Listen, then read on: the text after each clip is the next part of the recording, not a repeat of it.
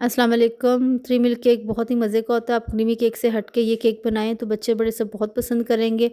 और कोई भी ओकेजन हो, चाहे बर्थडे हो, ईद हो, त्यौहार हो या कोई दावत हो, आप इसको बना के मेहमानों को सर्व करें तो बहुत ज़्यादा पसंद किया जाने वाला ये केक है। इसको बनाना बहुत ही आसान होता है और इसमें कोई ज़्यादा आपको मेहनत भी नहीं करनी पड़ती और ना ही इसकी डेकोरेशन के लिए आपको कुछ ज़्यादा एफ़र्ट करनी पड़ती है। सिंपल जूसी ये केक होता है और बहुत ही मज़े का लगता है और देखने में भी बहुत अच्छा लगता है। इसकी रेसिपी आपके साथ शेयर करती हूँ। आपने रेसिपी पूरी देखनी है क्योंकि इसमें कुछ टिप्स और ट्रिक्स होंगी जिसको आप फ़ॉलो करेंगे तो आपका केक बहुत ही अच्छा बनेगा। और इसमें कुछ आपको सब्स्टिट्यूट जो है वो बताऊँगी जो आपको घर में आप इज़ीली बना के इस पे यूज़ कर सकते हैं। सबसे पहले हमने बेसिक स्पॉन्ज बनाना है, उसके लिए मैंने 4 अंडे ले लिए थे और 4 अंडों के साथ मैंने तकरीबन 160 ग्राम पाउडर जो है वो शुगर ले ली थी। चीनी को आपने पीस लेना है पहले से ही और 4 अंडों के साथ आपने वो चीनी जो है ना वो इसमें ऐड कर देनी। बस ये ध्यान रखना है कि जो अंडे हैं ना वो रूम टेम्परेचर पे हों। और इसके बाद आपने इसमें 1 टीस्पून जो है वो वनीला एसेंस ऐड कर देना और इसको आपने अच्छी तरीके से बीट कर लेना है। और बीट करने के लिए यही होता है कि अगर आपके पास इलेक्ट्रिक बीटर है तो बहुत अच्छा बीट होता है क्योंकि हमने इसको इतना बीट करना होता है कि इसका फोमिक टेक्सचर हो जाए। अब इसको बीट करने के लिए तकरीबन 5 से 10 मिनट लगते हैं और ये बीट करते जाएँगे तो इसका कलर भी चेंज हो जाएगा और साथ इसका जो टेक्सचर है ना वो फोमिक होता जाएगा। तो फिर आपने एहतियात ये करना है कि जैसे आपका इसका आप देखें कि कलर चेंज होना शुरू हो गया है, तो आपने इसमें जो है ना वो 80 ग्राम्स, क्योंकि मैंने 4 एग लिए थे तो उस हिसाब से 80 ग्राम्स ऑयल बनता है। 1 अंडे के हिसाब से 20 ग्राम्स होता है और 4 अंडों के हिसाब से आपने 80 ग्राम जो है ना कुकिंग ऑयल ले लेना है और उसपे आपने जो है ना बीटर को चलाए रखना है और साथ-साथ आपने कुकिंग ऑयल को ना मिक्सचर में ऐड करते जाना और बीटिंग करते रहना है। केक का स्पंज के लिए ज़रूरी होता है कि आप इसमें ना इसको बीटिंग जो बहुत अच्छी करें, क्योंकि जितनी अच्छी बीटिंग होगी उतना ही सॉफ्ट और जो है ना वो आपका स्पंज बनेगा। तो बीटिंग तकरीबन मुकम्मल हो गई थी और इसका टेक्सचर आपके सामने कि बैटर कितना सॉफ्ट और स्मूथ है। अब आपने जो है वो मैदा ले लेना है 160 ग्राम और 160 ग्राम मैदे में आपने तकरीबन 1 टीस्पून जो है ना वो बेकिंग पाउडर डाल देना है और मैदे को आपने छान लेना है।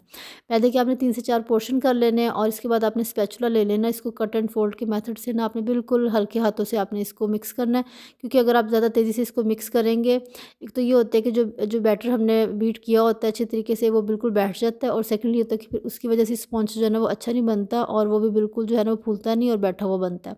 तो इसके लिए ज़रूरी है कि आपने मैदे के जो है वो 3 से 4 पोर्शन कर लेने और आपने लकड़ी के चम्मच या फिर स्पैचुला जो प्लास्टिक का चम्मच है तो उसकी मदद से आपने इसको हल्के हाथों से कट एंड फोल्ड के मेथड से ना आपने इसको मिक्स कर देना है।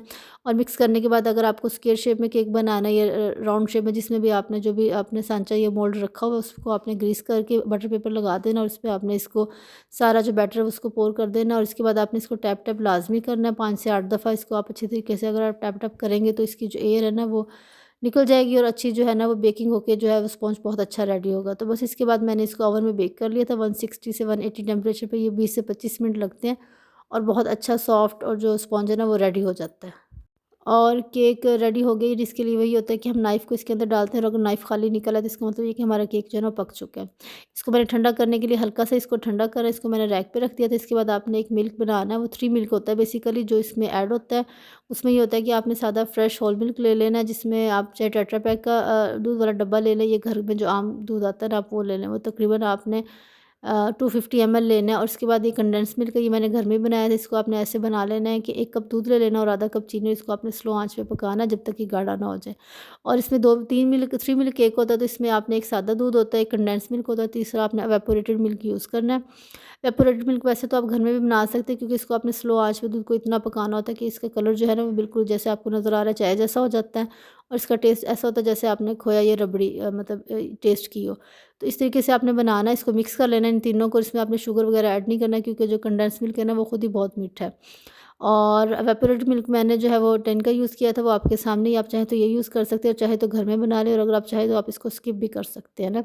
आप सिंपल दूध और जो है वो कंडेंस मिल्क का मिक्सर भी ले लें, लेकिन अगर आप एवापोरेटेड मिल्क यूज़ करेंगे तो इससे केक का जो टेस्ट है वो बहुत ही अच्छा आता है। अब आपने क्या करना है कि सिंपल आप कोई भी बाउल ले लें जो एयर टाइट हो, उसमें आपने जो हमने स्पंज बना के रखा था वो आपने इसमें थोड़ा-सा कट कर देना है, क्योंकि मेरा जो था वो बाउल लेंथ में थोड़ा-सा ज़्यादा था लेकिन विड्थ में कम था, तो फिर मैंने साइड से कटिंग कर ली थी और इसको आपने एडजस्ट कर लेना है।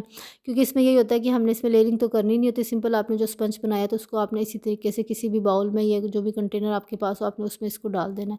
तो इस साइड से मैंने कटिंग करके इसमें एडजस्टमेंट कर ली थी। स्पंज मैं आपको इसलिए दिखा रही हूँ कि आप देखें कि इसका टेक्सचर कितना सॉफ्ट और स्मूथ बना है। तो अगर आप यही रेसिपी यूज़ करेंगे मतलब 1 अंडा तो 40 ग्राम मैदा और 40 ग्राम पिसी हुई चीनी और 20 ग्राम ऑयल की, तो आपका स्पंज इसी तरीके से बहुत सॉफ्ट बनेगा। इसके साथ आप जो है ना वो कोई भी केक बना सकते हैं। अब मैंने केक का जो स्पंज है उसको मैंने इस बाउल में एडजस्ट कर दिया था। इसके बाद आपने क्या करना है कि अगर आपके पास कोई भी स्टिक हो या आपके पास चॉपस्टिक है तो उससे आपने इसके अंदर जो है ना वो सुराख कर लेने हैं। केक में चॉपस्टिक से ये होता है कि ज़रा अच्छे थोड़े से खुला सुराख हो जाता है। उससे फिर ये होता है कि हमने इसके अंदर दूध पोर करना होता है, वो अच्छी तरीके से इसमें जो है ना वो अब्ज़ॉर्ब हो जाता है। तो आपने जितना भी मिल्क बनाया था 3 मिल्क, इसमें एवापोरेटेड मिल्क था, कंडेंस्ड था और सिंपल मिल्क था, वो आपने इसके ऊपर सारा डाल देना है। और अगर आपको कम लगता है तो आप इसमें थोड़ा-सा और डाल दें, क्योंकि इसने जो केक का स्पंज है ना इसने सारा दूध को अब्ज़ॉर्ब कर लेना तो और इसी से जो है ना वो केक का टेस्ट बनता है। तो मैंने जितना भी मिल्क बना के रखा था तकरीबन 1 कप था, वो मैंने इसमें ऐड कर दिया था। और इसको ऐड करने के बाद आपने इसको एयर टाइट बॉक्स था, इसको आपने इसको बंद करके आपने इसको फ्रीज़र में जो है ना वो 2 से 3 घंटे के लिए रख देना, क्योंकि जितना ये चिल होगा उसका टेस्ट ना उतना ही अच्छा आता है। और अब केक की टॉपिंग के लिए आप बटरस्कॉच सॉस बनाइए, बहुत ही बनाने में आसान होता है और मज़े का बहुत बनता है। इसके लिए आपने क्या करना है कि आधा कप आपने ब्राउन शुगर ले लेनी है।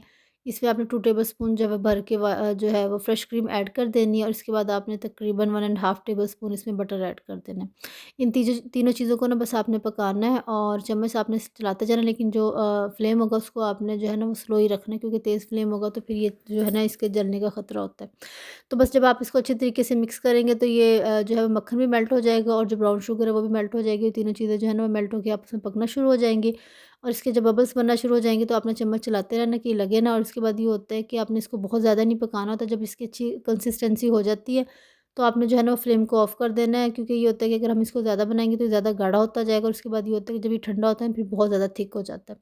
तो आपने देख लेना कि अभी बबल बनना शुरू हुआ, तो आपने बस इसकी फ्लेम को ना ऑफ़ कर देना और इसको ठंडा कर लेना और ठंडा करके हमने इसको क्रीम केक के जो ऊपर है ना वो डेकोरेट करना है। तो इसमें तकरीबन 5 से 7 मिनट ही लगे थे इसको बनाने में और ये बड़ा अच्छा जो है वो बटरस्कॉच सॉस जो है वो रेडी हो गया था। इसको मैंने ठंडा करने के बाद एक जार में या एक जो था वो बाउल था मैंने उसमें डाल दिया था, क्योंकि मैंने केक की डेकोरेशन करनी थी तो उसके लिए भी मैंने इसको अलग से रख दिया था। इसके बाद आपने जो क्रीम है वो व्हिपी व्हिप लेनी है, कोई भी जो है वो केक क्रीम आपने लेके उसको अच्छी तरीके से बीट कर लेना है। अब तकरीबन 2 से ढाई घंटे हो गए थे और मैंने केक को फ्रिज से निकाल के बाहर रखा था और इसके बाद इसके ऊपर आपने जो है ना वो क्रीम की एक लेयर लगा देनी है। क्रीम आपने तकरीबन जो है ना वो 100 से 150 ग्राम्स ही लेनी है। इसको आपने अच्छी तरीके से बीट कर लेना है और फिर ये होता है कि अच्छी फ्लफ़ी हो जाएगी तो इसकी आपने एक सिंपल लेयर लगा देनी है और इसको अच्छी तरीके से आपने फैला लेना है। अच्छा, इसमें कोई ऐसा कोई ट्रिक नहीं यूज़ होती, क्योंकि बस इसको आपने रफ़ली जिस तरीके से भी आपसे मतलब बैलेंस होती है क्रीम, वो आपने इसको अच्छी तरीके से ना बैलेंस कर लेना है और एक स्मूथ सी ना आपने इसकी लेयर बना लेनी है। और जो बटरस्कॉच सॉस बना के रखा था उसको आपने पाइपिंग बैग में डालना है और इसके बाद आपने इसके ऊपर जो है ना वो बटरस्कॉच सॉस से आपने लाइनें लगा देनी, किसी तरीके से भी जिस तरीके की भी आपको डेकोरेशन पसंद हो ना आप उस तरीके से आप इस पे लाइनें वगैरह लगा दें और टूथपिक की मदद से आप लाइनों में क्रॉस करें तो वो बड़ा अच्छा सा एक डिज़ाइन बन जाता है। बस सिंपल से इसको होता है, क्योंकि 3 मिल्क केक जो होता है ना बेसिकली इसका टेस्ट ही बहुत अच्छा होता है और ऐसा इसकी डेकोरेशन की ना ज़रूरत नहीं पड़ती। लेकिन अगर आपको चॉकलेट पसंद है तो आप चॉकलेट की भी इसमें मेल्ट करके लेयर लगा सकते हैं। लेकिन मिल्क के साथ ये बटरस्कॉच टेस्ट ज़्यादा अच्छा लगता है, तो ये केक की फाइनल लुक है, ये बहुत ही मज़े का लगता है। इसको मैंने डेकोरेट करने के बाद भी तकरीबन आधा 1 घंटे के लिए इसको फ्रीज़र में रखा था, क्योंकि जितना चिल्ड होता है ये उतना ही टेस्टी लगता है। जब आप इसको कट करते हैं तो अंदर से इसका बड़ा जूसी टेक्सचर होता है और घर में बच्चे बड़े सब इसको बहुत लाइक करते हैं। तो इसका सबसे बड़ा फ़ायदा ये होता है कि आप इसको 1 दिन पहले ही बना के फ्रिज में रख सकते हैं और जब टाइम होता है तो आप इसको सर्व करें तो बहुत ही लाइक किया जाएगा। तो आपने मुझे बताना है कि आपको मेरी वीडियो कैसी लगी। चैनल को सब्सक्राइब कीजिएगा, वीडियो को लाइक कीजिएगा, शेयर कीजिएगा। ओके, अल्लाह हाफ़िज़।